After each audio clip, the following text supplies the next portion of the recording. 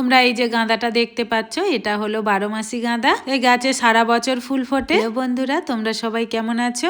আজকে তোমাদের সামনে চলে এলাম বিভিন্ন ধরনের গাঁদা ফুলের ভিডিও নিয়ে। এই গাছ দুটো মাটিতে বসানো রয়েছে, তোমরা দেখতে পাচ্ছ, একটা কমলা রং আর একটা হলুদ রং। এই গাছ দুটি এনে আমি জাস্ট শুধু মাটিতে বসিয়ে দিয়েছি আর প্রতিদিন অল্প করে করেই জল দিই। সময়ের অভাবের জন্য আমি এই গাছে এখনো সার দিতে পারিনি, অথচ গাছ পুরো ফুলে ভর্তি হয়ে গেছে। তোমরা বাড়িতে পূজার জন্য এই ফুল গাছ অবশ্যই লাগাবে। পরের বছর এই গাছ দুটি থেকে আমি অনেক চারা করব। শীতকালে আমার সাধারণত পূজার ফুলের খুব অভাব হয়। যে চারাগুলি হবে আমি এই চারাগুলি নিয়ে বাগানে চারিদিকে বসিয়ে দেব। যে ফুলগুলি হবে আমি সেই ফুলগুলি নিয়েই পূজা করব।